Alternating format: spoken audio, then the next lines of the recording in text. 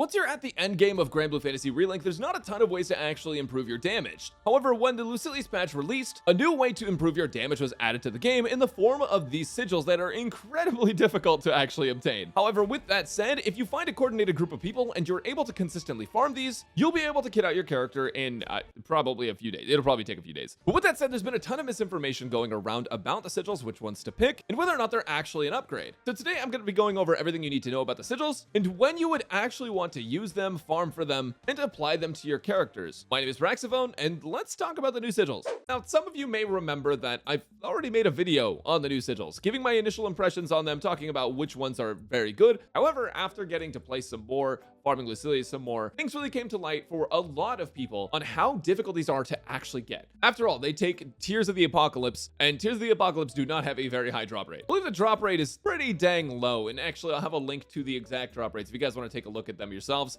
In the description, it shows everything. I would go over them myself, but I don't know how to read. Speaking of which, I actually misinterpreted the alpha sigil in my last video, and I want to clear that up really quick. Just a brief clear-upism here. So basically, the alpha at level 30, I said it gives 40%, and actually I wasn't the only one who believed this, because I had a lot of people DMing me about this. I had a lot of people like saying they were gonna test it, and then they were like super hyped for it, and I had someone even say they did test it. It was 40%, and as it turns out, they just were playing with their monitor off, because it's actually 13%. So I just wanted to clear that up. It's 30% of the 10% gauge it gives to everyone, so 13% total. But now that's out of the way, we know that alpha is not actually the strongest one. However, I would definitely say it's one of the stronger ones of the three. So which one actually is the strongest? Well, alpha is going to give you a bunch more damage cap on your normal attacks, and for a lot of characters this is such a significant portion of their damage as opposed to their skills that this one is probably going to be the way to go, as opposed to beta, which is mostly skill damage. There are characters that get so much skill damage that this damage cap is going to be significant for them, especially if they're already at damage cap and you need to raise that so that can be an even bigger portion for them. Beta could be significant, but what I think is actually going to be the best option for most players and the general best thing to do if you're unsure about your build is to just go for Gamma. And the reason I'm saying Gamma is because it's just general damage cap across your entire character and their kit. At plus 15, it's 15% additive damage cap on top of your current damage cap, and that's going to help you out a lot. And once you have two of these sigils, you can get them to plus 14 if you're using your Terminus weapon, because then you have the sigil booster, so you don't actually have to invest that many tiers. You get to 30% damage cap across your entire kit, which I think is the safest way to go, especially if you don't know a ton about the game. Like if you're not min-maxing your specific build based on a guide that theory crafts the optimal rotation and abilities and specifically hits like just the bare minimum damage cap to make room for other stuff. Basically, this is going to just help an overwhelming majority of players get a higher damage cap. Now, based on the character that you're actually playing, one of the other two sigils could actually be better, but 30% damage cap, nobody's complaining about it because they also come with the regular damage cap sigils. It's not like it's replacing one of them. Well, it kind of is, but I'll talk about that in a minute. The other thing to keep in mind is that the Gamma one has this extra effect at level 30, which gains a shield that nullifies up to 50,000 damage after you activate your SBA. Now, as I said before, this isn't a huge deal. It's after SBA 50k damage shield. If you're in Lucilius fight, you can still get one shot through that, depending on whatever the ability is that he uses. It's not likely, but it can happen. When it comes to Bahamut though, and other fights that are below Lucilius, that 50k damage shield is going to help you a lot because it's basically going to prevent you from getting knocked around. It's kind of like a pseudo stout heart. You basically get 50k damage to sit there and wail on the enemy before you actually take damage again. And though it's not necessarily game breaking, it helps a little bit with the overall DPS of the fight. It makes it a little bit more convenient. Like if you're still dodging, you basically have insurance in case you mess up a dodge, right? So even though this damage shield isn't going to be a game changer, it is definitely the best of the three when compared to Alpha's plus 3% SBA and Beta's minus 10% skill cooldown. However, if you're speed running, if you're trying to clear things as fast as possible and you're cycling SBAs,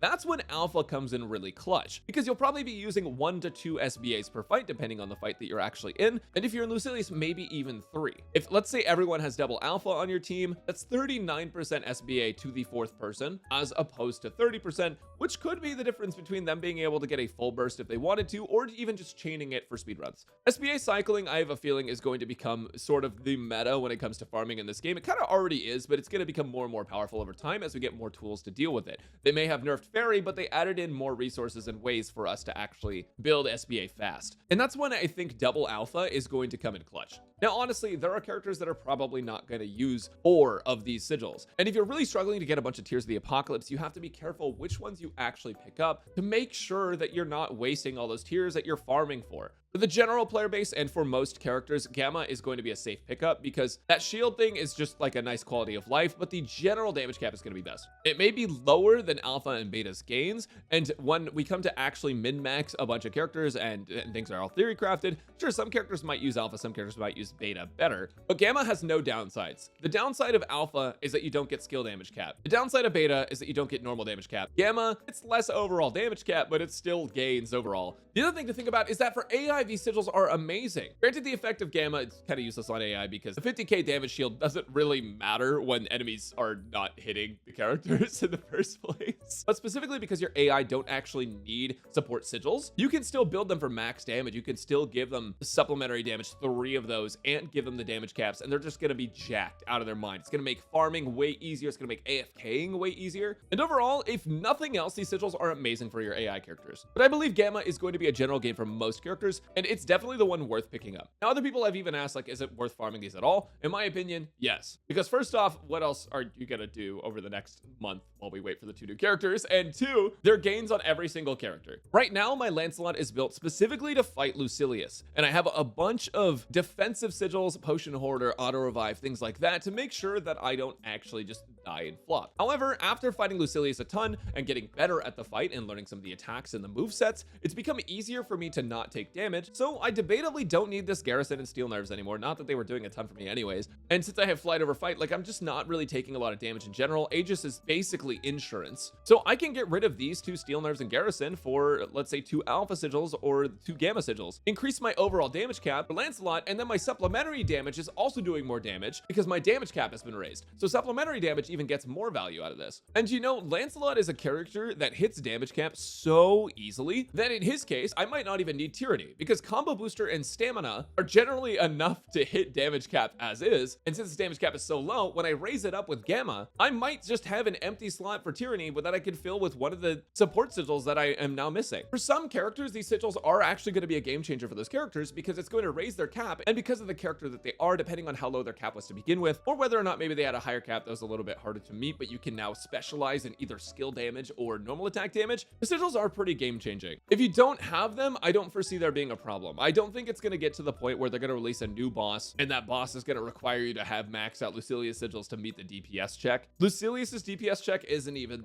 that tight, and he's level 200, and we've cleared it with 4 damage caps, just regular damage caps. So realistically, you don't actually have to upgrade all your characters with these, but I do think they're a good thing, and I do think that everyone should go for them. If you're unsure which sigils to get Gamma. It's the safest bet across the board. It has the best level 30 ability, but if you're min-maxing and you want to speed farm Lucilius, it looks like double alpha is going to be better just for the SBA cycling. So all in all, I actually think that these sigils are being a little bit underrated by people because I've seen lots of people come into the comments of the last video basically saying that they're not worth the farm at all, but I think that's more of a reaction to the difficulty of Lucilius because once you actually get through Lucilius's fight and once you learn his attacks, it does get a little bit easier to farm. And I think a lot of people over time, give it a couple weeks, people will start figuring out Lucilius. They'll start speed farming him, get sub 2 minutes, you know, like, well, okay, maybe not sub 2 minutes, but they'll get like sub 3 minutes, and it's gonna be nuts. And like, yes, the drop rates on these are absolutely ass. The Tears of the Apocalypse drop rates are terrible, and I really hope they add to them, but like, we got a month to kill, so it is what it is. Your builds are not doomed if you don't pick these up, but I do think that Gamma's a really good pickup in general, and Alpha's also pretty good. I'll let you guys know what character builds will actually use them in the future, and I also have a Lucilius guide coming out soon.